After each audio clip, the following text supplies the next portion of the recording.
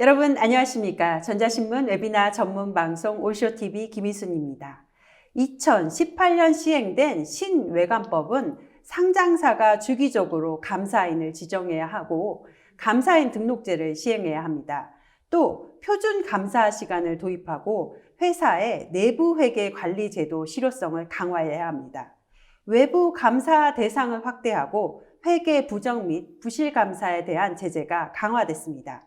관리와 평가, 통제가 강화된 신외관법에 대응하기 위해서는 이에 최적화된 IT 시스템이 필요합니다. 오늘 신외관법 대응 컨설팅과 시스템 구축 경험이 풍부한 EY 한영, 더존 비주온과 함께 최적의 솔루션과 정보를 제시하겠습니다. EY 한영 박정익 파트너님, 더존 비주온 최종환 컨설턴트님을 모셨습니다. 안녕하세요. 안녕하십니까. 안녕하십니까. 예, 박정희 파트너님부터 자기소개 부탁드립니다. 안녕하십니까. EY 한영 박정희 파트너입니다. 저는 EY 한영에서 감사 업무 그리고 내부회계 관리제도 구축 자문 업무 등을 수행하고 있습니다. 다수의 내부회계 관리제도 위원회 위원으로 활동하고 있습니다. 네, 감사합니다. 최종환 컨설턴트님. 예, 안녕하십니까. 더존비즈원의 최종환 컨설턴트입니다. 저는 더존비즈원에서 내부회계 시스템에 대한 구축을 맡고 있으며 각 기업에서 내부회계에 대한 평가나 통제 같은 부분들을 이제 최적화해서 진행할 수 있도록 컨설팅을 진행하고 있습니다. 네, 감사합니다.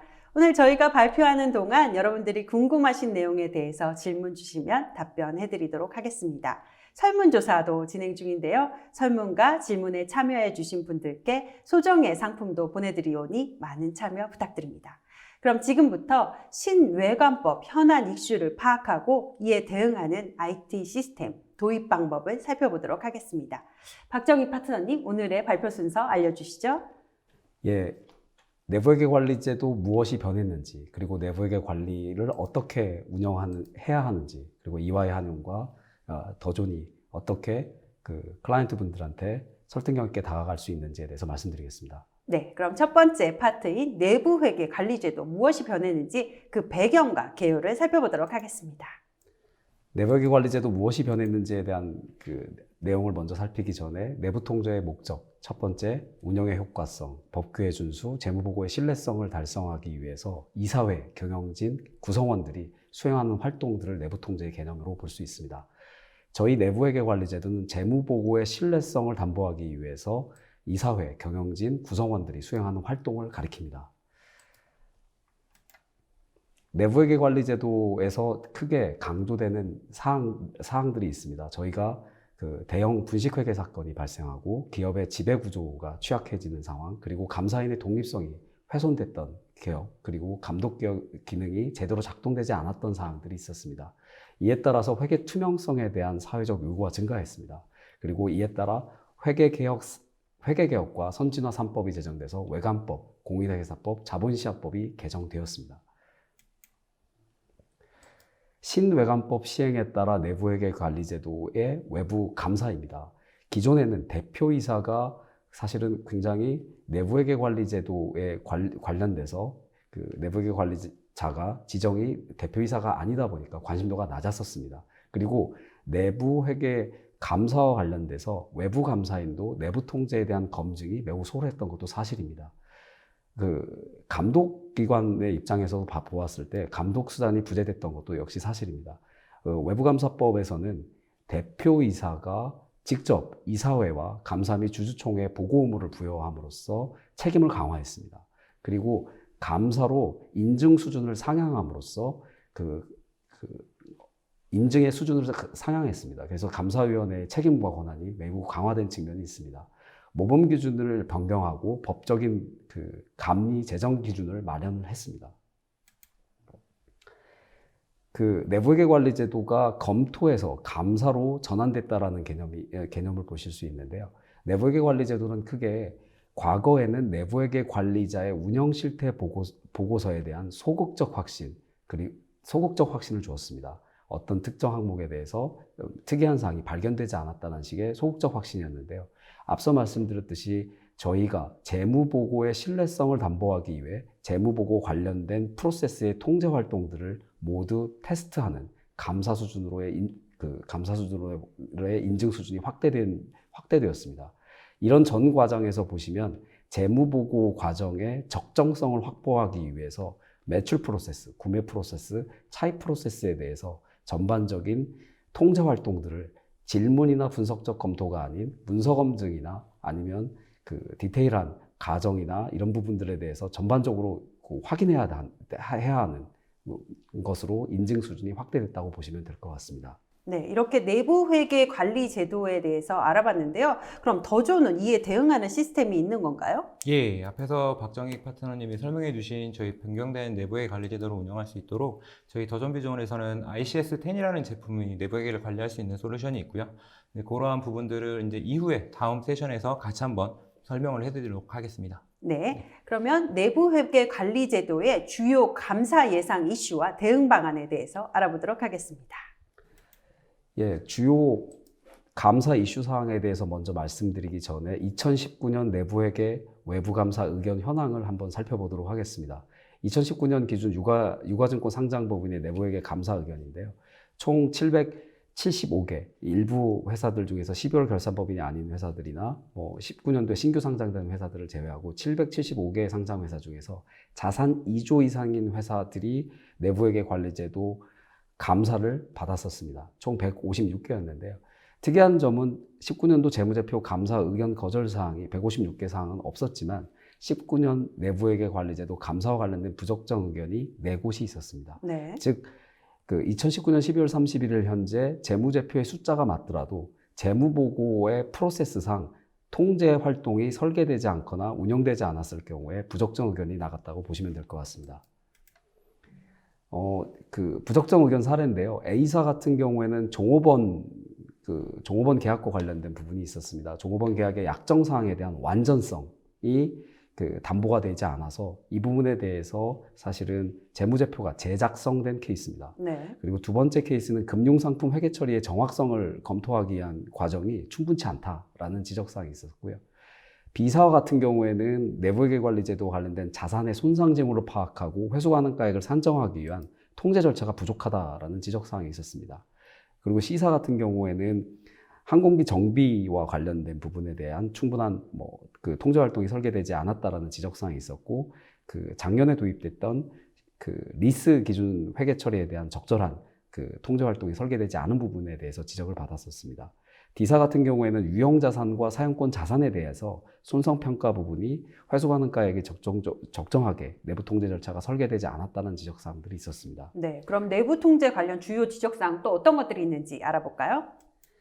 네, 내부 통제 관련된 주요 지적사항입니다. 회계감독위원회라고 하는 미국의 회계감독위원회라고 하는 PCAOB의 사례를 들면요. 네. 주요하게 보시면 경영진의 검토 통제와 관련된 사항, 그리고 경영진이 생성한 정보라는 IP와 관련된 지적사항, 그리고 미비점을 어떻게 테스트해야 되는지에 대한 사항, 그리고 통제 활동의 프리시즌을 보는 사항들에 대해서 많은 지적사항이 있었습니다.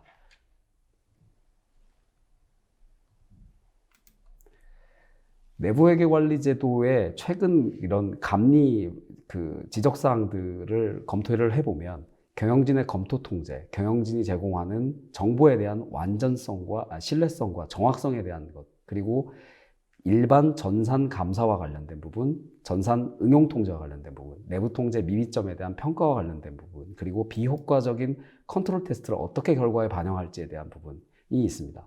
또한 향후에 예상되는 5가지 분야 중에서 위험평가에 대한 부분과 IT, 일반 통제, 그리고 멀티로케이션이라고 하는 다양한 사업 부분이나 자회사와 관련돼서 어떻게 범위를 선정해야 되는 부분에 대해서 많이 지적사항들이 나오고 있습니다.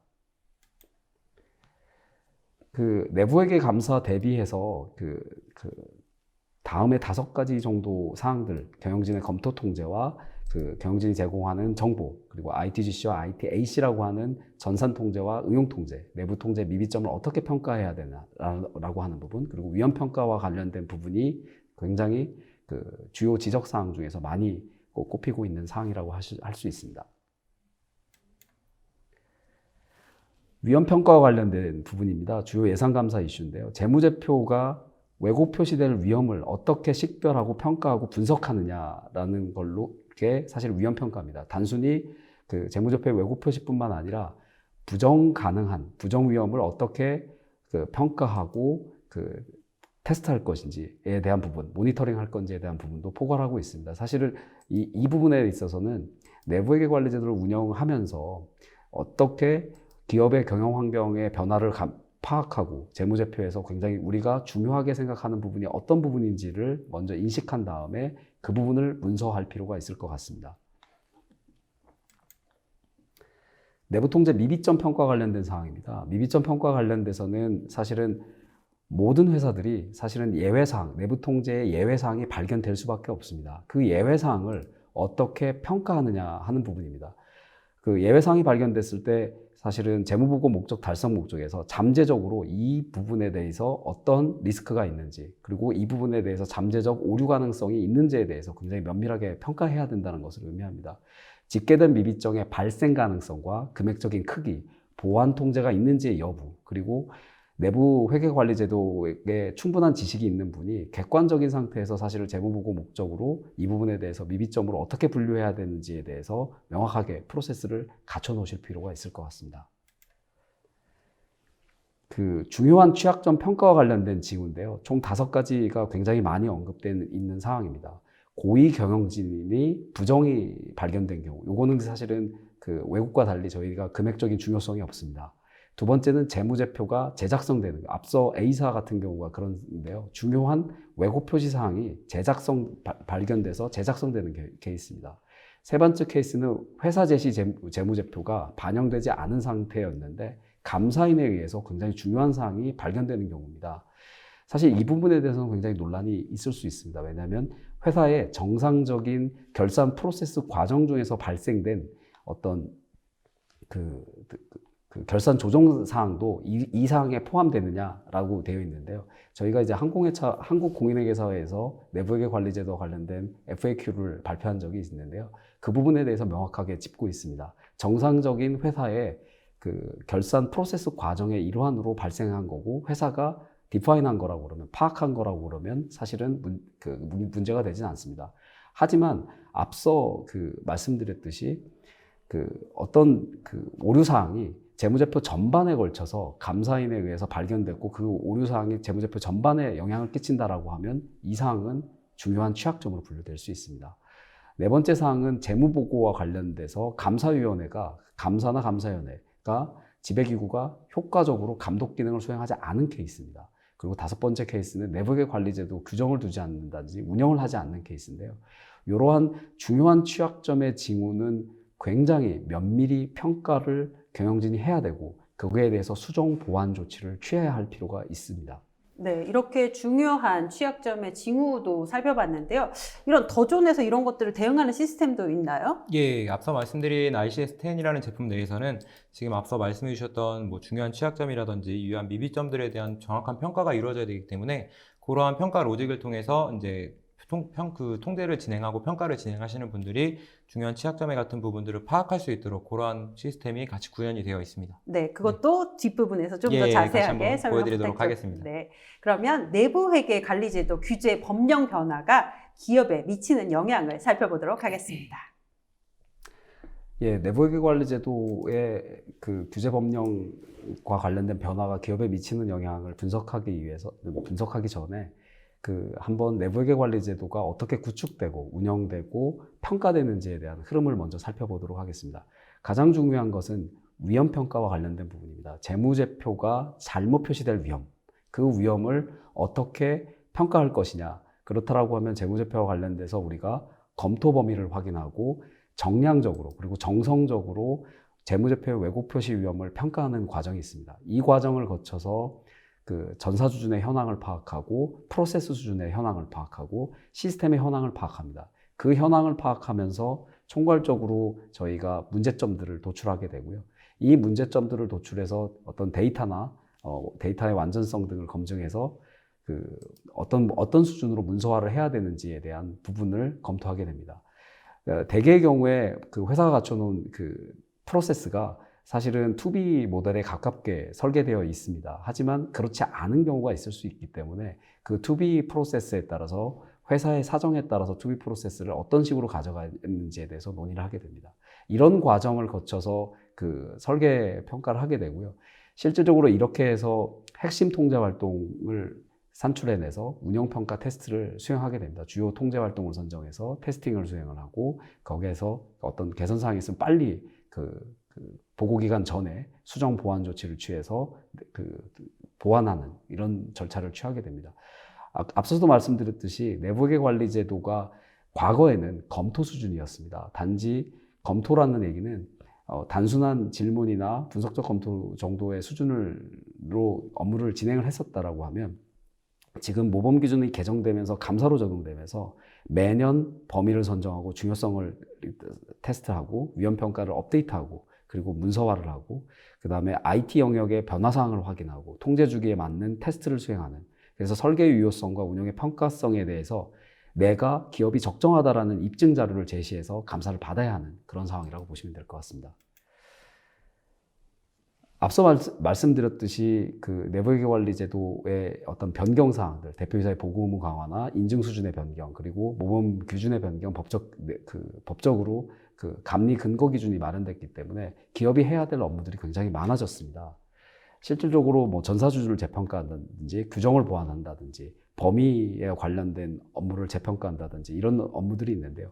실질적으로 내부회계 관리 제도를 운영하시다 보면 사실 평가부서를 어떻게 독립적으로 운영을 할 거냐. 그래서 어떤 리소스를 가지고 인력을 가지고 아레나를 재정립해서 테스트할 것인지가 기업에 굉장히 크게 영향을 미칩니다. 또한 내부회계 관리제도 시스템을 어떤 시스템으로 도입할 건지, 그 다음에 ERP의 변경 사항들이나 이런 부분들을 어떻게 도출할 건지, 그리고 저희 재무보고와 관련된 시스템을 어떻게 정의해서 전산 관련돼서 일반적인 통제와 의용 통제를 어떻게 평가하고 테스트할지, 그걸 자동화할지에 대한 부분, 그리고 내부회계 관리제도 운영 방법을 어떻게 가져가야 될지에 대한 부분, 이 총 4가지 정도의 영역에서 기업에 굉장히 많은 영향을 미친다고 보시면 될 것 같습니다. 네, 이렇게 기업에 많은 영향을 미치고 있는데 지금은 또 약간 특수한 상황이 다가왔잖아요. 코로나19로 인해서 기업의 비즈니스 환경도 많이 변하고 있는데 코로나19가 내부 회계 감사에도 영향을 미칠까요?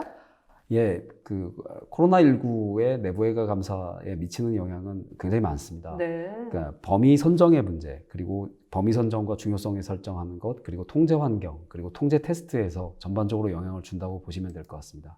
가령 범위 선정 단계에서 위험 평가와 관련된 범위 선정 단계에서 이익 기반의 어떤 중요성을 산정했던 어떤 회사가 있다라고 가정하면 사실은 이익이 많이 줄어들 수가 있습니다. 급격하게. 그렇죠. 네. 그러니까 그런 환경이 있다 보면 사실은 그 부분을 반영을 해서 과거에 인식하지 못했던 위험에 따른 통제 활동을 추가로 설계를 해야 되는 문제가 있을 수도 있습니다.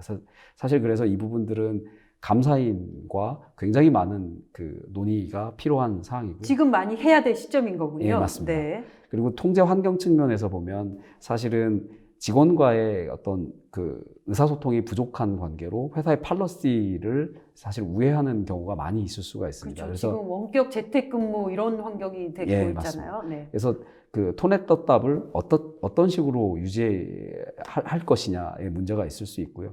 지배기구와 관련된 어떤 검토나 미팅 횟수, 감사위원회와 관련돼서 미팅 횟수가 줄어들다 보니까 실질적으로 지배기구가 어떻게 모니터링을 실질적으로 할 수 있는 거냐라는 이슈가 제기될 수 있고요. 그리고 IT 환경과 관련돼서 접근 통제나 변경과 관련된 부분에 있어서 리뷰 타입 통제 활동이 제대로 이루어지지 않을 위험들이 존재합니다. 그리고 정보 부족으로 인해서 가령 어떤 코로나19가 특정 지역에 퍼져 있는데 그래서 사실 정보가 부족할 수 있거든요. 그 정보 부족으로 인해서 재무보고의 완전성과 내부 통제 운영의 효과적인 모니터링 능력을 제약하는 상황이 벌어질 수 있습니다. 그러면 이런 부분에 대해서 어떻게 보완할 거냐. 그룹 수준의 내부 통제 활동을 효과적으로 운영하지 못할 위험이 사실은 통제 환경에서 영향을 주기 때문에 이 부분을 전체적으로 봐야 될 것 같고요. 통제 테스트 측면에서 보면 재택근무로 인해 가지고 업무 분장이 제대로 안 돼서 사실은 통제 테스트가 설계된 대로 이루어지지 않을 가능성이 굉장히 높습니다. 그렇죠. 그리고 특정 기간에 대해서 내부 통제가 유효하지 않다라는 결론이 날 수가 있기 때문에 이 부분에 대해서 어떻게 보완할 건지, 그리고 자회사 같은 경우에 연결 내부회계를 아직 도입되지는 않았지만 자회사의 업무 범위가 리뷰 스코업이라고 하면 대체적인 절차로 수행할 수 있지만 풀스코프로 해야 되는 회사라고 한다라고 그러면 사실은 굉장히 영향을 줄 수 있고 그 부분에 대해서 그 통제 테스트를 실효성 있게 수행하지 못하는 그런 결과를 가져올 수 있습니다. 네, 코로나19로 인한 내부 회계 감사에 미치는 영향까지 알아봤는데요. 그러면 이렇게 내부 회계 관리를 효율적으로 운영하기 위한 방법을 살펴보도록 하겠습니다. 내부회계 관리 제도의 효율적 운영을 위해서 운영 사이클을 한번 살펴보시면요. 사실은 상반기에 많은 회사들이 자산 이존 없는 많은 회사들이 이런 플로우를 따라서 했었었는데요. 상반기 초에 내부회계 관리 제도를 구축 완료하고 운영에 대한 계획 운영을 수행을 합니다. 그래서 사실 아까 앞서 말씀드렸듯이 스코핑, 리스크 평가, 그리고 설계 운영 평가, 그리고 미비점 파악해서 개선하고 보고하는 이런 어떤 운영 사이클을 보이는데요. 효율적인 운영을 위한 방법론을 보시면 크게 세 가지 영역으로 나눌 수 있습니다. 저희가 이제 업무를 하다 보면 그러니까 어떤 조직으로 내부회계 관리 제도를 총괄적으로 운영할 건지, 그리고 통제 평가의 주체가 어떻게 되는지에 따라서 굉장히 달라집니다. 그래서 계획 수립 단계, 설계 운영 평가, 보고를 위한 어떤 조직을 어떤 조직에 어떻게 두어야 되는지, 그리고 통제 수준에 따라서 통제 테스트를 어떻게 세팅을 하는지, 현업과 어떻게 커뮤니케이션하고 나중에 변화 관리를 어떻게 해 나가야 되는지, 그리고 감사위원회나 지배기구가 운영평가 지원을 어떻게 해야 되는지에 대한 부분들을 다루게 됩니다. 솔루션 부분인데요. 효율적인 내부회계 관리 제도를 위해서 솔루션 매우 중요합니다. 사실 그래서 구축한 후에 이 구축 단계에서 솔루션을 보통 고려를 하게 되는데요. 운영의 효율성을 사실 담보를 해야 됩니다. 사실 내부회계 관리 제도 한 번 설계돼서 운영되는 그런 제도가 아니라 회사가 영속하는 한 이 제도를 계속 운영하는 부분이 있기 때문에 우리 회사에 맞는 솔루션 패키지를 선택을 해서 운영할 필요가 있을 것 같습니다. 고도화 측면입니다. 사실은 미국의 사례를 보면 구축하는 게 중요한 게 아니고 운영 과정에서 사실 굉장히 많은 비용과 시간 투자가 필요합니다. 그래서 운영 효과성을 위해서 미국의 많은 기업들이 고민을 하는데요. 그래서 샘플링을 자동화한다든지 리스크 관리를 어떻게 해야 되는지에 대해서 많이 고민하는데 어플리케이션 통제를 확대한다든지 RPA라는 여러 가지 기법들을 동원해서 통제 자동화를 구현하는 그거라고 보시면 될 것 같고요. 향후에 어떤 리스크 측면에서 기업이 상시 모니터링 체계와 연계하는 방안도 사실 많은 기업들에서 다루고 있습니다. 네. 지금까지 내부 회계 관리가 어떻게 변화했는지에 대해서 살펴봤는데요. 지금부터는 내부 회계 관리 운영의 키포인트를 설명드리도록 하겠습니다. 우선 더존의 내부 회계 관리 시스템 ICS-10에 대해서 설명 부탁드립니다. 저희 ICS-10 같은 경우는 이번에 이제 앞서서 계속 이슈화돼서 설명드렸던 부분 것처럼 변경되는 신외관법, 즉 내부회계 관리 제도가 감사로 수준이 상향이 되면서 감사에 필요한 통제에 대한 평가라든지 설계 유효성이라든지 혹은 이제 앞서 말씀해 주셨던 이제 통제 미비점 같은 부분들, 이제 그러한 부분들을 이제 효율성 있게 이제 평가할 수 있도록 신뢰성 있는 재무 정보를 작성할 수 있도록 저희가 시스템에 구현이 되어 있고요. 그 안에서 실질적인 표준화라 같은 부분들을 통해서 검증 절차에 대한 최적화라든지 혹은 평가 같은 부분에 대한 자동화를 같이 이루어서 진행할 수 있도록 그렇게 구성이 되어 있습니다. 그래서 기본적인 목표로서는 내부회계의 통제에 대한 관련된 부분에 의해서 내부 통제 평가에 관련된 부분들이 기본적으로 진행이 되실 거고요. 그 안에서 마트 같은 부분들을 통해서 기본적인 자료 관리들 그런 부분들 가능하도록 되어 있고, 앞에서 이제 솔루션에 관련된 이슈를 많이 말씀을 해주셨는데 이제 자동화나 감사인 전용 메뉴 같은 부분을 통해서 샘플링이라든지 혹은 내부 통제에 대한 평가에 관련된 자동화 그러한 부분들을 같이 지원을 하고 있는 그러한 상황입니다. 그래서 그러한 제품을 통해서 저희가 효율적인 내부 회계 관리 제도를 운영할 수 있도록 그렇게 구현된 그러한 제품이라고 말씀드릴 수 있습니다. 네. 그럼 지금부터는 내부 회계 관리 제도의 핵심 이슈를 하나하나 짚어보고 그와 관련된 실제 시연도 보도록 하겠습니다. 네. 파트너님? 네. 내부회계 관리 제도 핵심 이슈 사항인데요. 총 7가지 사항으로 보실 수 있겠습니다. 그러니까 전사수준 통제라고 하는, 사실 자산 이존 없는 회사들이 전사수준 통제와 관련돼서 많이 고민을 했었는데요. 전사수준 통제와 관련된 재평가 관련된 부분이 있습니다. 17가지 원칙과 75개 중점 고려 사항을 반영한 사항들입니다. 두 번째 이슈 사항은 경영진의 검토 통제인데요. 이 부분은 굉장히 실효성 있게 중요합니다. 그래서 관련된 요구사항을 반영해서 이 경영진의 검토 통제를 어떤 식으로 가져갈 건지에 대한 부분이고요. 세 번째가 통제에 사용되는 자료, 그 IP라고 통칭 얘기되는데요. 이 자료의 어떤 신뢰성이나 완전성을 어떻게 확보할 건지, 정확성을 어떻게 확보할 건지에 대한 관련된 내용이고요. 네 번째가 리스크 베이스드 스코핑이라고 그래서 위험 기반에서 범위를 산정하는 부분이 있습니다. 이게 이 부분이 사실은 운영평가의 효율성을 제고하는 개념이거든요. 그리고 다섯 번째가 내부에게 전담 도주를 어떻게 구성하고 규정이나 매뉴얼을 어떻게 재정비할지, 그리고 문서 시스템이랑 연구원에서 RPA를 도입하는 문제도 많이 다뤄지고 있습니다. 여기서 그치는 게 아니라 사실은 내부회계 관리 제도의 핵심적인 사항은 연결 내부회계에 있습니다. 연결 내부회계로 어떻게 별도 내부회계 구축한 것을 확산하는지에 대한 고민이 필요한 시점이라고 보실 수 있겠습니다. 네, 그럼 하나하나 살펴보도록 하겠습니다. 첫 번째 이슈인 전사수준 통제 재평가를 살펴보도록 하겠습니다. 예, 내부회계 관리제도 핵심 이슈 사항 중에서 전사수준 통제의 재평가 사항인데요. 사실 처음 도입됐던 회사들에서 대규모 상장사회 같은 경우에는 US 프랙티스를 사전에 분석해서 사실 한국 실정에 맞는, 왜냐하면 한국이 미국과는 지배구조가 좀 다르기 때문에 표준 템플릿을 많이 적용하고 있습니다. 중견 상장사 같은 경우에는 사실 대규모 상장사에 적용했던 것을 그대로 적용하기에는 무리가 있고요. 그래서 지배구조나 조직의 규모, 적용 가능성을 사실은 면밀히 살펴보아야 됩니다. 기존의 사례에서 보시듯이 이런 전사수준 통제의 구성요소, 통제 환경, 위험평가, 정보 및 의사소통, 감독활동 이런 것들이 있는데 개정법은 기준에서는 명확하게 이 부분들에 대해서 재검토하도록 되어 있습니다. 그래서 17가지 원칙에 따라서 75개 어떤 중점 고려사항을 반영해서 그 원칙을 충족을 하면 사실은 구성요소가 실질적으로 작동하고 있다고 판단하는 거거든요. 그래서 75개 중점 고려사항을 다 충족해야 되는 건 사실은 아니고요. 그래서 원칙을 충족할 수 있는 거냐라고 보시면 될 것 같습니다. 여기서 보시면은 통제 활동이 사실 어떤 회사 같은 경우에 많이 얘기하는 게 이제 전사수준 통제 활동을 많이 가져가면 좋은 거 아니냐 이렇게 말씀하시는 부분도 있거든요. 근데 그렇지는 않습니다. 그래서 75개 중점 고려 사항이 있다고 해서 75개 통제 활동을 다 개별적으로 설계하는 건 아니고요. 재설계 사례를 보시면 50여 개 통제 활동으로도 충분히 사실은 이런 전사수준 통제 활동을 재평가할 수 있다라고 보시면 될 것 같습니다. 네. 그러면 더존의 ICS-10에서 전사 수준의 통제 정보 관리를 어떻게 하는지 실제 시연을 보도록 하겠습니다.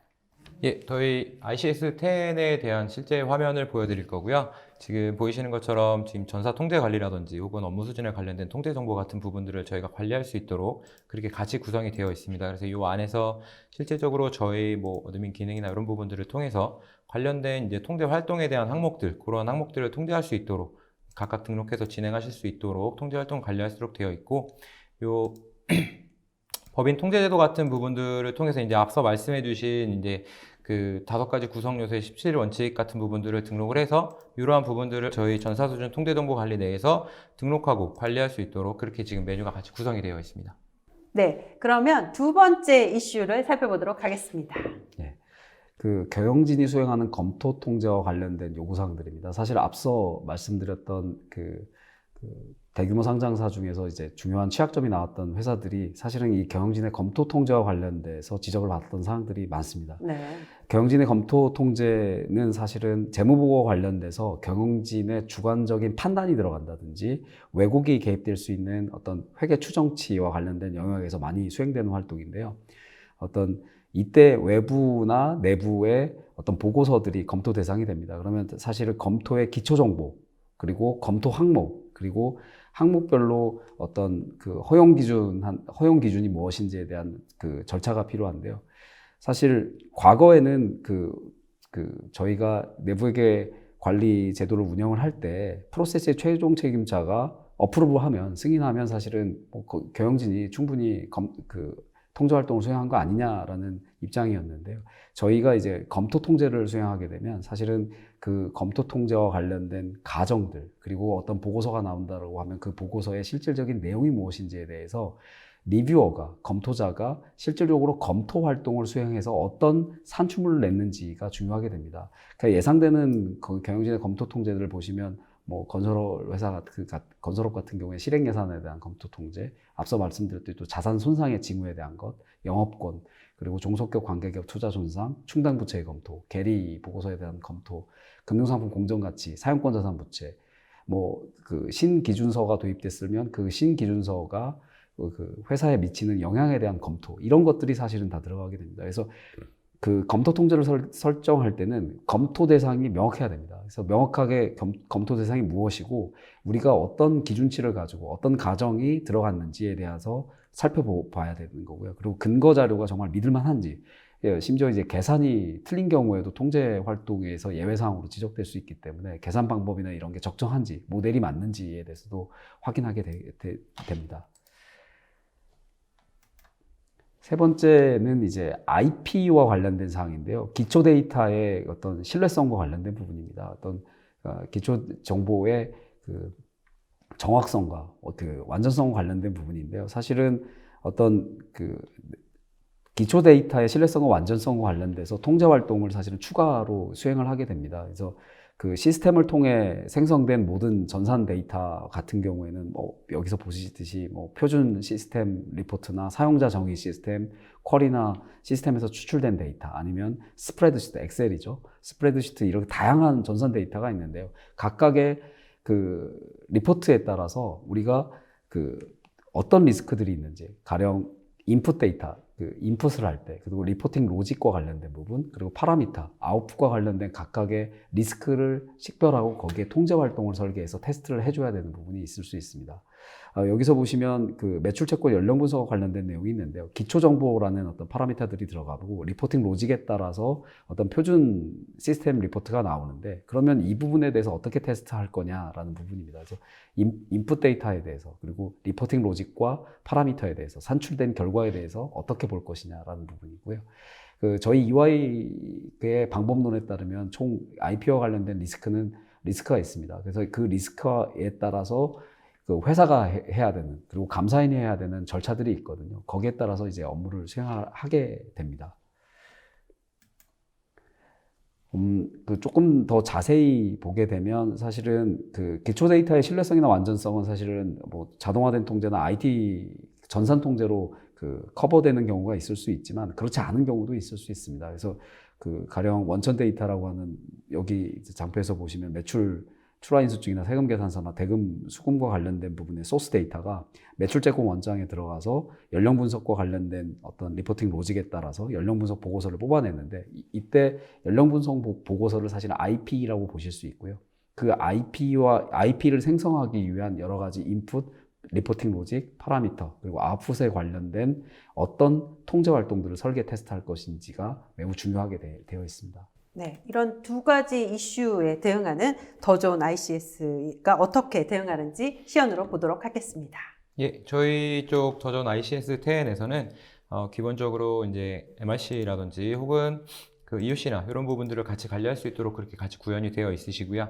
일반적으로 이제 앞서서 설명해 주셨던 이제 경영진 검토 통제, 즉 MRC죠. MRC에 관련된 부분들은 그 MRC에 관련된 이제 검토에 관련된 통제가 지금 필요한 부분이기 때문에 각 개별 MRC 항목별로 통제 활동들에 대해서 MRC에 대한 그 통제 활동에 지금 해당하는 통제 활동 등별로 각 통제에 대한 경영진의 검토 내용들을 이제 등록할 수 있도록 그렇게 지금 구현이 되어 있습니다. 그래서 화면에 보이시는 것처럼 지금 저희가 갖고 있는 각 회사에서 가지고 있는 MRC 리스트, 통제 활동에 이제 포함되어 있는 MRC 리스트가 화면에 같이 보이시게 될 거고요. 이 안에서 각 개별적으로 그 통제 활동별로 MRC에 대한 항목이라든지 그 항목 세부 내역들을 입력해서 이러한 통제 평가들을 진행할 수 있도록 되어 있습니다. 그래서 각 항목별, 리뷰 항목별로 설정을 진행을 해 주실 거고, 그 세부적으로 리뷰 내용 같은 부분들이 같이 들어가도록 되어 있고요. 그거에 대해서 실제 요거에 대한 경영진 검토 통제에 대한 평가자라든지 혹은 1차 승인자, 그 이후에 내부회계 관리자나 이제 대표이사의 승인까지 이루어져야 되기 때문에 그러한 이제 인증 절차까지 이제 같이 지정을 해 주실 거고요. 그리고 이러한 부분이 완료가 되시면 실제로 저희 평가 쪽에 이제 확인을 하실 수 있는데, MRC 평가 수행이라는 메뉴 내에서 이 경영진 검토 통제에 대한 평가가 이루어지도록 그렇게 지금 구성이 되어 있습니다. 그래서 지금 화면에 보이시는 것처럼 이제 평가에 대한 구성 내역들, 평가 리스트가 들어오실 거고, 이렇게 들어와 주시면 실제 각 통제 활동별로 리뷰 항목이라든지 경영진 검토 내용이라든지 이러한 부분들에 대해서 실제 적정한지 비적정한지, 그리고 평가 결과에 대한 세부 내역들, 그리고 추가적으로 들어가는 이제 앞서 말씀해 주셨던 IP라든지 그러한 이제 추가적인 증빙 자료 같은 관련 문서들을 이러한 첨부 파일로 첨부해서 파일을 관리할 수 있도록 그렇게 같이 구성이 되어 있습니다. 그리고 추가적으로 지금 이제 앞서서 MRC랑 이제 IP 쪽에서도 같이 말씀을 해주셨는데, 저희 쪽에서 한 가지 더 준비한 부분들이 이제 EUC 같은 부분들이 조금 한 가지가 좀 추가가 되어 있으세요. 그래서 엔드유저 컴퓨팅이라는 내용에 대해서 같이 관리할 수 있도록 구성이 되어 있으시고요. 그래서 EUC 목록이라든지 이러한 EUC 평가 같은 부분들, 화면에 보이시는 부분들처럼 이제 뭐 적금 통제라든지 뭐 업무 분장이라든지 각 통제 활동에 대해서 이러한 이제 로직 검사라든지 그 중요한 그 EUC 항목들에 대해서 지금 EUC 평가도 같이 진행할 수 있도록 함께 구성이 되어 있습니다. 네, 이렇게 사례에 대해서 봤는데요. 그러면 네 번째 이슈, 위험 기반 범위 산정 이슈에 대해서 알아보도록 하겠습니다. 예, 그 리스크 베이스드 스코핑 개념입니다. 그러니까 운영의 효율성을 제고하기 위해서 그 위험 기반에서 통제 위험도에 따라서 테스트 방법이나 샘플 수를 결정하게 되는데요. 보통 이제 매년 리스크 워크숍을 개최를 해서 어떤 우리 회사의 재무제표에 왜곡 표시 사항이 있을 만한, 아니면 프로드 사항이 있을 만한 사항들에 대해서 양적 질적 요소를 고려해서 평가를 하고 전사적으로 그 위험을 파악하는 단계입니다. 그래서 거기에 따라서 신규 위험이 추가로 식별이 됐다라고 하면 통제 활동을 재설계하는 부분, 그 다음에 기존의 위험을 이 위험은 뭐 특별히 많이 이렇게 테스트해 봤더니 뭐 그 중요하지 않다라고 하는 그 위험도를 좀 낮출 수 있습니다. 그래서 통제 위험을 좀 세분화해서 하이 리스크 항목, 미디엄 리스크 항목, 로우 리스크 항목으로 나눠서 그 테스트 대상이나 방법도 좀 달리 문서 검사로 해서 완전히 그 다큐멘테이션을 다 봐야 되는 부분도 있는가 하면 뭐 질문 정도, 아니면 업저베이션이나 관찰 정도로 해서 마무리될 수 있다거나, 아니면 샘플 수를 좀 적거나 확대해서 그 샘플 수를 좀 조정하는 방법으로 할 수도 있습니다. 네, 그러면 스코핑 관련 시스템 시연 네. 보도록 하겠습니다. 앞서서 박정희 파트너님이 말씀해 주신 이제 스코핑에 관련된 부분에 대해서 설명을 조금 드리면, 샘플 수라든지 평가 방법이라든지 이러한 부분들을 이제 판단을 하기 위해서 기본적인 스코핑을 진행을 하도록 되어 있는데, 저희 쪽에서는 이제 그러한 스코핑에 관련된 부분들에 대해서 기본적인 스코핑 검토 주기가 기본적으로 설정을 될 수 있도록 그렇게 구성이 되어 있으시고요. 일단 가장 중요한 부분이 그러한 스코핑 문서에 대한 작성에 대한 부분인데, 이제 설명해 주신 부분은 이제 스코핑에 대한 위험도라든지 통제 활동에 대한 위험도 수준, 샘플 수준, 그 다음에 그 평가 방법, 이러한 방법들을 이제 정하는 게 이제 중요하다고 말씀을 해주셨고, 그러한 부분들을 저희 시스템 내에서 판단을 하고 적용을 해서 구할 수 있어야 되기 때문에 그러한 부분들을 확인할 수 있는 그러한 화면을 지금 보여드리도록 하겠습니다. 그래서 기본적인 저희 각 회사의 재무제표, 시단표를 기본적으로 입력을 하도록 되어 있으시고요. 그 안에서 스코핑에 대한 이제 질적 평가를 진행할 수 있는 중요성 기준 금액이라는 부분을 한번 산정할 수 있도록 되어 있습니다. 그래서 기본적인 양적 기준에 대한 평가 범위를 위한 중요성 기준 금액과 중요한 오류 기준 금액 같은 부분들을 저희가 설정할 수 있도록 그렇게 구성이 되어 있으시고요.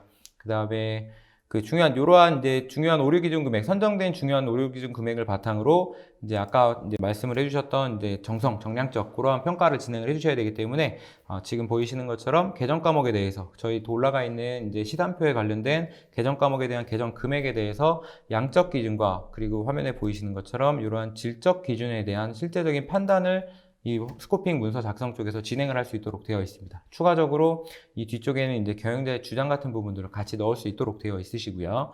그리고 중요한 주석 정보도 이제 추가적으로 넣고 프로세스와 연동할 수 있도록 그렇게 구성이 되어 있습니다. 그리고 프로세스 위험 평가 같은 부분들을 통해서 아까 이제 중간에 설명을 해주셨던 것처럼 이제 중요한 그 고위험 평가, 저위험 평가, 그 다음에 그러한 평가 수준을 이제 고려를 해서 관련을 하고 그거에 대한 위험도 수준에 맞춰서 이제 뭐 평가 방법이라든지 그러한 부분들을 판단할 수 있도록 이러한 스코핑 문서를 작성할 수 있도록 그렇게 같이 구성이 되어 있습니다. 시연 잘 봤고요. 다섯 번째 이슈인 전담 조직과 규정에 대해서 알아보도록 하겠습니다. 다섯 번째 사항인데요. 내부회계 전담 조직과 규정 매뉴얼의 재정비 사항입니다. 사실은 과거에는 내부회계 담당자가 회계팀 소속으로 내부회계 담당자가 지정되는 경우가 많았었습니다. 사실은 이 부분에 대해서 많은 분들이 그 문제가 있다라고 지적을 했고요. 그래서 감독 당국에서도 사실은 내부회계 조직이 회계팀과는 구분되어야 된다라는 게 그 일관된 입장이었습니다. 근데 이제 한 가지 이제 조금 그 자산 이존 없는 회사들을 구축을 하면서 많은 이렇게 얘기가 있었던 사항들이 그 현업의 프로세스 수행자랑 내부 통제 설계 운영 평가자랑 감사위원회가 진짜 다 구분되어야 되냐라는 부분이 있었고요. 그리고 CFO 산하에 두면 안 되냐 이런 사항들이 있었습니다. 그러니까 내부에게 전담 조직의 어떤 독립성을 확보하기 위한 여러 가지 고민들이었는데요. 사실은 그 CFO 산하에 내부에게 전담팀을 둔 경우가 있었습니다. 그리고 굉장히 많고요. 그 회계팀과 구분돼서 내부에게 전담팀을 두고 사실은 감사위원회에 보고하는 이런 편제를 갖고 있는 회사들도 있고요. 그렇지 않고 아예 그 내부회계 관리자가 CFO 라인에서 벗어나서 그 내부회계 전담팀을 구성해서 독립적으로 견제를 하겠다 이런 조직도 있었고요. 사실은 중견 상장사나 저희 아직 구축되지 않은 회사들 같은 경우에는 그 회사의 사정을 좀 감안을 해야 됩니다. 그래서 회사의 사정을 감안을 해서 독립적인 내부 회계 전담 조직을 좀 운영하는 방안을 도출할 필요가 있다라고 말씀드릴 수 있을 것 같고요. 네, 그렇게 독립적으로 하는 게 좋을 것 같은데 사실 비용과 조직을 더 크게 해야 되는 문제가 있겠네요. 예. 네. 그리고 내부회계 전담 조직 규정 및 매뉴얼의 재정비 관련된 사항들인데요. 요거는 사실 그 모든 통제 활동에서 사실 정책이나 어떤 절차를 강조하다 보니까 명문화된 규정을 요구합니다. 그래서 뭐 전사수준 통제 활동의 가이드를 준다든지 아니면 아까 말씀하셨지만 어떤 스프레드시트, 엔드유저 컴퓨팅 관련된 스프레드시트를 어떻게 운영할지에 대한 것, 내부회계 관리제도 운영이나 IP 매뉴얼, 그리고 부정위험을 어떻게 평가할 거냐에 대한 매뉴얼들을 많이 이게 재정비하게 됩니다. 네, 그럼 이와 관련한 조직 관련 규정과 관련된 시스템 시연을 보도록 하겠습니다. 네, 저희 내부회계 관리 시스템인 ICS-10 같은 경우는 이제 앞서서 설명해 주셨던 기본적으로는 이제 내부회계 전담 조직에서 이제 운영하는 그러한 시스템이기 때문에 일반적인 전체적인 틀 자체나 운영 자체는 이제 내부회계 전담 부서에서 같이 관리를 진행을 해 주실 겁니다. 그래서 이 안에서 저희 같은 경우는 이제 실제 사용자분들, 평가자분들이나 실무자분들이 이제 시스템을 사용을 해주셔야 되기 때문에 그러한 부서라든지 기본적인 사원 관리는 기본적으로 이제 이루어지실 거고요. 그 안에서 이제 전담 조직 외에는 이제 시스템에 대한 뭐 변화나 이런 변동이나 이런 부분들을 작업할 수 없도록 하기 위해서 저희 내부적으로 기본적인 내부에게 권한이라는 부분들을 같이 활용을 하고 있습니다. 그리고 이 ICS-10이라는 제품 자체가 이제 기본적인 ERP를 바탕으로 하기 때문에 뭐 사용하시는 메뉴라든지 그거의 메뉴에 대한 권한이라든지 이러한 부분들도 일단 기본적으로 저희가 같이 제공을 하고 있고요.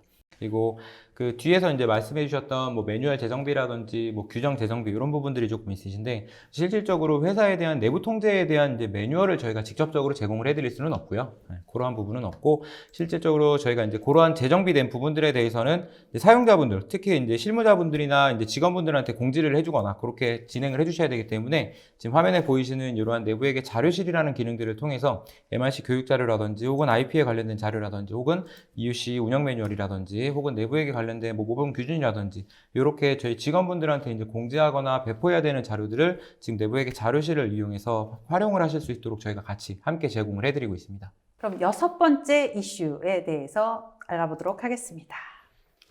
예, 문서 관리 시스템과 관련된 사항인데요. 그 문서 관리 시스템과 연계 방안이랑 RPA 도입과 관련된 사항들입니다. 사실 그 자동화가 이루어진 어떤 사업 프로세스가 있다라고 하면 그거를 이제 매뉴얼로 통제 활동으로 설정해서 그 테스트한다라는 거는 사실 유효하지도 않고 그런 부분 때문에 그 많은 기업들에서 그 문서 생성이나 대사, 승인, 검토라는 어떤 뭐 자동화된 그 사업 프로세스가 있다라고 하면 오토 샘플링을 많이들 고민을 하시게 됩니다. 그리고 검증을 어떻게 자동화할 거냐에 대한 문제고요.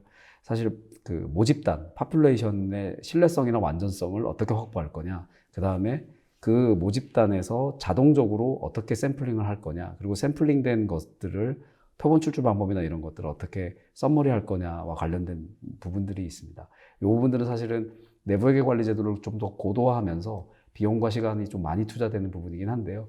이 그 자동 검증이나 오토 샘플링 하는 영역을 잘 선정하는 것도 굉장히 필요한 일이라고 보실 수 있겠습니다. 네, 그럼 더존의 ICS-10에서 이런 것들을 좀 더 효율적으로 할 수 있게 지원해 주시는 거죠? 네, 그런 부분을 이제 설명해 드리기 위해서 뒤에 조금 저희가 자료를 준비를 했는데요. 지금 이제 아까 처음에 보여드렸던 이제 업무 수준의 통제 정보 관리라든지 이런 통제 활동에 대한 기본적인 관리는 기본적으로 진행이 되실 거고요. 그리고 앞서서 설명해드렸던 이제 오토 샘플링이라든지 뭐 그러한 부분들이 지금 가장 중요한 지금 이슈로 지금 화두가 되고 있는데, 저희는 지금 이제 평가 템플릿이라는 이제 아까 이제 평가 자동화라든지 이러한 부분들을 좀 진행을 할 수 있도록 이런 템플릿을 저희가 제공을 해드리고 있습니다. 그래서 그 데이터를 이제 완전성 있고 신뢰성 있는 그러한 이제 데이터를 추출을 할 수 있도록 회계 법인과 이제 협업을 같이 진행을 해야 되는 부분이고요. 그리고 그거에 대한 내역들을 각 회사에서 진행되고 있는 뭐 그룹웨어라든지 혹은 이제 각 회사에서 사용하고 계시는 고객사에서 사용하고 계시는 뭐 ERP라든지 레거시 제품 같은 경우들을 저희가 이제 다 같이 연동을 해서 그 신뢰성 있고 안전성 있는 그러한 자료들을 뽑을 수 있도록 그러한 데이터들을 이제 설정을 해 놓을 수가 있습니다. 그래서 이러한 부분들이 이제 가장 이제 뭐 시간이나 이런 뭐 그런 부분들이 많이 투자가 되는 부분이기는 한데, 이러한 부분들을 저희가 이제 적극적으로 지원을 해서 이제 평가 자동화라든지 혹은 오토 샘플링에 관련된 부분들을 이제 무리 없이 진행할 수 있도록 그러한 연동을 같이 지원을 해드리고 있고요. 그리고 그러한 부분들을 통해서 이제 이 데이터 추출이라는 부분들을 좀 진행을 하고 있습니다. 이 데이터 추출 같은 경우는 앞서서 이제 저희가 그 템플릿 같은 부분들, 그다음에 오토 샘플링에 대한 부분들을 연계를 진행을 해 놓으면 자동으로 이제 저희가 이제 그 모집단을 추출을 할 거고요. 그 추출한 모집단에 대한 변경이나 수정 작업 없이 바로 평가에 반영하고 이후에 그거에 대한 자동 평가까지 저희가 최종적으로 지원을 해서 이제 처음에 말씀해 주셨던 이제 그 자동화에 관련된 오토 샘플링에 관련돼서 그거에 대한 평가 결과까지 저희가 도출을 하고 그거에 대한 리포트까지 산출할 수 있도록 그렇게 지금 같이 구현을 하고 있고요. 뭐 이러한 부분들은 저희뿐만 아니라 이제 회계법인, 뭐 한영, EY 한영이라든지 저희 회계 다른 각 고객사에 대한 같은 이제 협업을 같이 함께 진행해줘야 이제 완성도 있게 나올 수 있는 그러한 부분이라고 생각을 하시면 될 것 같습니다. 네. 네. 6번째 이슈까지 확인했는데요. 드디어 마지막 7번째 이슈를 확인해 보도록 하겠습니다. 예, 그 연결 내부 회계 제도의 확산과 관련된 내용입니다. 궁극적으로는 저희가 그 신외관법상 그 별도 재무제표에 대한 내부 회계 의견을 지금 현재 주고 있는 상황이지만, 그 연결 내부 회계 제도로 확산이 될 예정에 있는데요. 그 보시면 연결 내부 회계 적용 준비 필요 사항인데, 그 본사의 어떤 RCM이나 이런 부분들을 이제 확정이 되고 아니면 변경 사항이 생겼다라고 하면 그 변경 사항들을 법인 유형별로 RCM 마스터를 사실은 수립할 필요가 있습니다. 그 뭐 판매법인이냐, 생산법인이냐, 아니면 그 헤드쿼터 공통법인이냐, 아니면 별로 좀 나눌 수 있고요. 그리고 지역 거점 법인이냐 아니냐에 따라서 좀 다를 수 있습니다. 그래서 이렇게 법인 유형별로 어떤 RCM 마스터를 선정을 하게 되면 그룹 와이드 컨트롤과 자체 회사의 컨트롤을 구분해서 어떻게 운영 테스트 할지를 정해야 되는 부분이 있습니다. 이때 가장 중요한 것이 사실은 연결 자회사에 대한 어떤 스코핑, 범위 선정의 문제가 있습니다.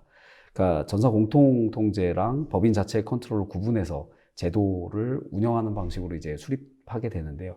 이렇게 해서 그 운영 방식을 정립하게 되면 각 법인별로 어떤 필요 인력이 산정이 됩니다. 그래서 그 R&R이 부여가 되고요. 그러면 이분들에 대한 어떤 교육도 필요하겠죠. 그래서 그 사실 법인별로 필요 인력 산정하고 R&R을 수립해서 교육을 하는 이런 단계가 있고요. 그다음에 최종적으로 연결 내부 회계를 실질적으로 구축하는 이런 단계가 있습니다. 그래서 그 그룹 와이드 컨트롤을 그 테스트한다든지 아니면 그 자회사단에서 실질적으로 법인 자체에서 컨트롤하는 걸 어떻게 테스트할지에 대해서 정하는, 그래서 그 전체적으로 이런 준비 사항들을 가지고 그 첫 단추를 해야 사실은 그 내부회계 관리 제도를 그 완결성 있게 구축할 수 있다라고 보시면 될 것 같고요. 예, 그 연결 내부회계 확산에서 사실은 한 6가지 정도가 중요합니다. 연결 재무제표의 범위 선정과 관련된 부분, 중요성 관련된 부분들인데요. 이 부분들은 사실은 굉장히 중요한 자회사냐 아니냐에 따라서 달라집니다. 그리고 자녀 계정, 내가 그 내부회계 전체 연결 내부회계 입장에서 자녀 계정이나 금액에 대해서 어떻게 테스트할지에 대한 방법론을 정하는 부분이고요. 두 번째가 이제 그룹 와이드 컨트롤을 어떻게 식별하고 설계할지, 그리고 이거를 어떻게 운영할지에 대한 부분입니다. 그룹 와이드 컨트롤은 사실은 최후의 방어선이라고 보시면 될 것 같고요. 그래서 연결 내부회계 관리 제도를 운영을 할 때 그룹 와이드 컨트롤은 굉장히 중요합니다. 사실 이 부분에 대해서 실질적으로 어떻게 고려하느냐가 중요할 것 같고요. 세 번째가 이제 위험 평가와 관련된 부분이 있습니다. 연결 리스크를 평가를 해서 부정 위험을 평가하고 거래의 복잡도나 자회사의 특성을 감안해서 사실은 그 그 위험 평가에 반영하는 전략이고요. 그 각 자회사별로 어떤 전략이 나온다라고 하면 설계 운영 평가에 마일스톤을 고려를 해야 됩니다. 그래서 마일스톤을 고려를 해서 그 유의적인 그 컴포넌트 회사랑 그렇지 않은 회사를 구분을 하고 잔여 계정에 대해서 어떻게 테스트할지에 대해서 정하는 그 부분이 있을 수 있고요. 각 회사별로 외부 감사 및 내부 컴플라이언스를 대응하는 거를 이제 정해야 되는데 자회사별로 인증 체계를 어떻게 가져갈 것이냐, 최종적으로 각 종속회사별 경영진이 인증을 하고 지배 기업에 보고하는 체계를 어떻게 가져갈 거냐, 그 다음에 연결 운영 그 단위를 어떤 식으로 정립할 거냐의 문제가 있습니다. 그 실제 사례를 간략하게 보면 이제 스코핑과 관련된 범위 선정 때 풀스콥 전부 그 본사와 똑같이 풀스콥의 범위에 있는 법인이냐 아니냐, 파셜에 있는 법인이냐에 따라서 테스트 절차가 달라지고요. 그래서 리소스 플랜에 따라서 테스트를 수행하게 됩니다. 그래서 이런 부분에 있어서 전체적으로 본사의 내부 회계 관리 제도만 고려할 게 아니라 이 본사의 내부 회계 관리 제도의 어떤 내부 통제 기술서를 어떻게 그 자회사로 확산할 건지가 굉장히 중요하게 다루어지고 있습니다. 네, 그러면 7번째 이슈와 관련된 시연을 보도록 하겠습니다. 네, 저희는 일반적으로 일단은 이제 각 법인별로 지금 이제 전체적인 내부회계 관리 제도에 대한 운영이 지원이 가능하도록 되어 있으시고요. 그리고 이제 가장 중요한 부분들 중에 하나가 이제 연결에 관련된 부분인데, 여기 지금 보이시는 것처럼 컴퍼니에 대해서 이제 멀티 컴퍼니에 대한 데이터들을 저희가 쭉 관리할 수 있도록 그렇게 구성이 되어 있습니다. 그래서 각 사용자가 이제 본인의 회사 말고도 이제 추후적으로 이제 본사 쪽에서도 이제 각 자회사에 관련된 내부의 관리에 대한 그 평가에 관련된 부분들을 같이 구성을 할 수가 있고요. 그래서 그 안에서 이제 기본적으로 이렇게 보시는 것처럼 통제 제도라든지 뭐 이러한 부분들 혹은 평가라든지 이러한 부분들을 이제 구성하고 관리할 수 있도록 그렇게 같이 좀 이루어져 있습니다. 그래서 이 기본적인 멀티 컴퍼니를 이용을 해서 저희가 일단은 연결에 관련된 부분들을 같이 진행을 하도록 되어 있으실 거고요. 그리고 이후에는 이제 이렇게 각 컴퍼니별로 진행한 부분들을 저희가 이제 데이터를 합산해서 리포트라든지 통제 인증 보고서라든지 이제 그러한 부분들을 뽑아낼 수 있도록 그렇게 같이 구성이 되어 있습니다. 그래서 이러한 부분들은 이제 또 각 계열 법인이라든지 이렇게 연결하는 부분들이 약간 좀 차이가 있기 때문에 각 법인별로 저희가 이제 개별적으로 조금 구성을 해서 관리할 수 있도록 그렇게 지원을 하고 있습니다. 네. 네. 지금까지 내부 회계 관리 제도 핵심 이슈 7가지와 더존 ICS 10에서 어떻게 지원하는지 살펴봤는데요. 그럼 왜 EY 환영과 더존과 함께 해야 하는지 강조해 주시죠. 네. 저희 EY 한영은 EY 글로벌 감사 시장 점유율 1위인 회사입니다. EY는 글로벌 데이터를 가지고 있습니다. 그 데이터를 바탕으로 EY 한영은 국내 500대 상장사 감사 점유율 1위인 회계법인입니다. 저희는 산업별 탑티어의 K-SAX를 구축하고 운영 자문했던 경험을 가지고 있습니다. 풍부한 자문 경험과 전문가 인력 풀을 보유하고 있습니다. 세 번째는 감사본부의 삭스 구축 인력, 그리고 해외 US 삭스 전문가, 해외 자회사에 대한 내부 통제 전문가들이 많이 있습니다. 이분들을 투입해서 사실은 숨겨진 리스크를 차단할 수 있습니다. 네 번째는 감독 당국과 충분한 협의, 그리고 신속한 네트워킹을 통해서 최근의 내부회계 관리 제도의 감독 방향을 정확하게 대응할 수 있습니다. 저희 EY 한영이 가장 내부회계 관리 제도에서 앞서가고 있다고 자부하고 있습니다. 네, 그럼 왜 더존과 함께 해야 하죠? 저희 더존 같은 경우는 지금 국내 1위 ICT 업체로서 지금 이번에 이제 내부회계 관리 솔루션 제품 출시한 내부회계 관리 솔루션 같은 경우는 지금 앞서서 변경된 외관법이라든지 이러한 부분들에 대한 현행적인 문제점, 이런 뭐 증적 수집에 관련된 어려운 부분이라든지 뭐 이러한 부분들, 뭐 그 평가에 대한 뭐 시간에 대한 이제 뭐 과다 소요에 대한 부분, 이러한 부분들을 저희 내부적으로 뭐 연동이라든지 뭐 평가라든지 혹은 샘플링에 대한 자동화, 그리고 뭐 이슈라든지 이력 관리에 대한 내역을 통해서 최대한 내부회계 평가 그리고 관리를 신뢰성 있고 효율성 있게 관리할 수 있도록 저희가 제공을 해드리고 있고요. 그리고 그 안에 대해서 저희 앞서서 기존에 이제 구축 사례가 약 지금 전체 한 800여 개, 지금 네, 엄청나게 기존에 많네요. 네. 예전에 있던 시스템 포함해서 이제 약 800여 개 고객사를 저희가 구축을 하고 보유를 하고 있고요. 그거에 대한 구축 노하우를 바탕으로 이제 그 고객의 니즈에 맞는 그러한 제품들, 그리고 이제 대응할 수 있는 그러한 제품들을 같이 구성을 했습니다. 일련의 예를 들어서 지금 이제 요번에 이제 변경된 외관법에서 지금 저희가 그 구축을 한 업체가 지금 여러 군데가 있는데, 가장 대표적으로 두 개의 법인을 간단하게 좀 소개를 해드리면, 요 해당 A 법인 같은 경우는 지금 자산 규모가 2조 이상 되는 법인이시고, 그 안에서 저희가 아까 이제 강조되었던 이제 오토 샘플링 같은 부분들을 같이 연계를 진행했던 그러한 법인이세요. 그래서 그 안에서 최대 300여 개 이상 해서 샘플링에 대한 자동화를 저희가 성공적으로 진행을 했고요. 그리고 5천억 이상인 법인도 같이 진행을 했었고, 그 안에서도 이제 그룹웨어라든지 이런 재무제표 연계를 통해서 내부 스코핑에 관련된 관리를 효율적으로 할 수 있도록 그렇게 성공적인 구축을 진행을 했습니다. 그래서 앞서서 이제 모든 고객사에 대해서 내부회계 관리, 그리고 그거에 대한 시스템 관리, 내부회계 평가를 전체적으로 효율성 있고 신뢰성 있게, 그리고 안전성 있게 지원을 해드리도록 그렇게 진행을 하고 있습니다. 네, 감사합니다. 네, 지금까지 신외관법의 주요 내용을 정리하고 이에 대응하는 더존 비즈온의 시스템까지 알아봤습니다. 저희가 발표하는 동안 여러분들이 많은 질문 주셨는데요. 질문 중에 뽑아서 답변해 드리도록 하겠습니다. 설문조사도 여전히 진행 중입니다. 많은 참여 부탁드립니다. 네, 그러면 질문에 답변해 드리도록 하겠습니다.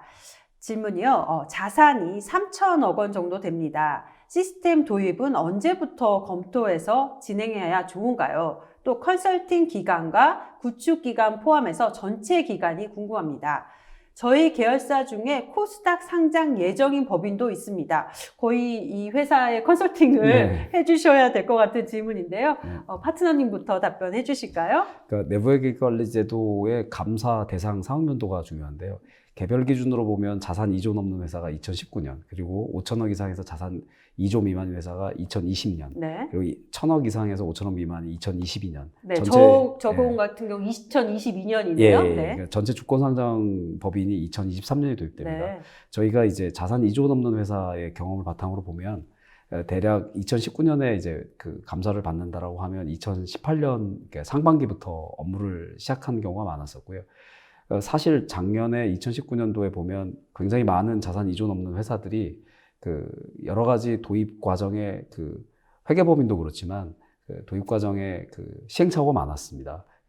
가령 시스템 도입하는 문제라든지 통제 활동을 설계하는 부분에 있어서 여러 가지 그 시행착오가 많았기 때문에 2019년 상반기까지 막 넘어온 회사들도 많았었거든요. 그래서 그 도입 연도 전해 상반기 정도에는 액션을 취해서 사실은 그 내부회계 관리도 구축 업무를 수행하는 게 바람직하다. 그럼 연결 기준으로는 어떻게 해야 되냐? 사실은 앞서 말씀드렸듯이 연결 내부회계 관리 제도는 그 별도로 떼어놓을 수는 없는 거고요. 그러면 자산 뭐 2조 넘는 회사들이 사실 연결 내부회계 관리 제도와 관련돼서 지금 고민 많이들 하시고 계시거든요. 그리고 발주하시는 데도 있고요. 그래서 그 연결 내부회계 관리 제도와 관련돼서 연계해서 사실 그 설계된 부분이 있어서 전체적으로 우리 회사가 그 대상 개별 기준이라 연결 기준 대상 연도를 봤을 때 한 해년도 전 스텝부터 그 내부 회계 관리 제도를 구축하는 게 필요하다. 그리고 구축 기간과 관련돼서는 사실은 여러 그 회사별 상황들이 있습니다. 그러니까 기존의 내부 회계 관리 제도를 잘 운영했던 회사가 있고 그렇지 않은 회사들도 있다 보니까 이 구축 기간과 관련돼서는 조금 그 다양한 사례가 있을 수 있습니다. 네. 어쨌든 미리미리 약간 준비하시는 게 좋을 것 네. 같은데요. 그러면 시스템 구축 기간에 대해서는 우리 예, 컨설턴트님 설명 좀 예, 부탁드립니다. 박정희 파트너님께서 말씀을 해주신 것처럼 구축 기간이나 이런 부분들이 지금 이제 질문에서는 자산이 3천억 원이 된다고 이제 말씀을 해주시긴 했지만 꼭 자산 규모에 이제 명확하게 이제 기간을 정확하게 설명해 드리긴 조금 어렵고 그 회사 내에서 각 기업 내에서 그 컨설팅하는 양이 어느 정도 되는지 그리고 컨설팅 범위가 어느 정도 되는지 그러한 부분에 따라서도 그리고 추가적으로 이제 연결 그 자회사 계열사까지 말씀을 해주셨기 때문에 이제 그러한 부분들이 이제 전반적으로 어우러져서 이제 구축 기간이 보통 잡혀 있을 거예요. 그래서 그러한 부분들을 조금 그냥 추천드리고 싶은 부분은 이제 감사를 받는 해당 연도보다는 조금 더 여유 있게 훨씬 본인이 생각하는 부분보다는 조금 더 여유 있게 기간을 잡고 그리고 컨설팅과 그다음에 시스템 구축 기간을 잡을 수 있도록 그렇게 생각을 해주시면 훨씬 더 좋을 것 같습니다. 네, 감사합니다. 두 분 오늘 긴 시간 동안 수고 많이 하셨는데요. 우리 박정희 파트너님부터 소감 한 말씀 부탁드립니다. 제가 이 그 웨비나에 참여하면서 느꼈던 거는 사실 그 내부회계 관리 제도가 감사로 도입되면서 많은 기업들에서 어려움을 호소하고 계십니다. 근데 그 내부회계 관리 제도를 법규의 준수, 단순한 법규의 준수가 아니라 회사의 실질적인 리스크를 줄이는 방향으로 경영활동의 그 제도를 이용하는 측면이 크다. 그래서 그 측면에서 사실은 접근을 해서 그 내부회계 관리 제도를 구축하고 운영하는 게 필요하다. 그러니까 한 번 구축하고 운영하는 게 중요한 게 아니라 사실은 그 난리지를 잘 트랜스퍼 받아서 그 운영을 하는 부분이 굉장히 중요할 것 같습니다. 그래서 그 내부회계 관리 제도를 실질적으로 운영해서 그 신회계법에서 요구하는 어떤 회계 투명성을 달성하는데 많은 도움이 됐으면 합니다. 네, 감사합니다. 최종환 컨설턴트님. 네, 저도 이번에 이제 웨비나를 준비하면서 실질적으로 저희 뭐 시스템을 전체적으로 전반적으로 다 보여드리지는 못한 것 같아요. 이게 저희가 내부회계가 이제 이슈가 되면서 이슈되는 부분들, 그다음에 감사 이슈들 그런 부분들 때문에 저희 이제 그 박정희 파트너님도 같이 이제 진행을 요청드렸던 부분이고, 그리고 발생한 이슈에 대해서도 저희 시스템 쪽에서도 같이 이제 많은 부분을 보여드리지는 못했는데, 아까 설명을 같이 말씀을 드렸던 것처럼 그 저희 시스템 쪽으로 시스템을 사용함으로 인해서 저희 내부회계 관리 제도에 대한 이제 뭐 완전성이라든지 신뢰성 있는 그러한 부분들, 그리고 효율성을 최대한 높일 수 있도록 그러한 부분들 필요하시면 저희 쪽으로 다시 한번 요청을 해주시면 그런 부분들 진행할 수 있었으면 좋겠습니다. 네, 감사합니다. 오늘 오쇼TV는 여기까지입니다. 웨비나 발표 자료와 다시 보기는 일주일 안에 업데이트됩니다. 시청해주신 여러분 감사합니다.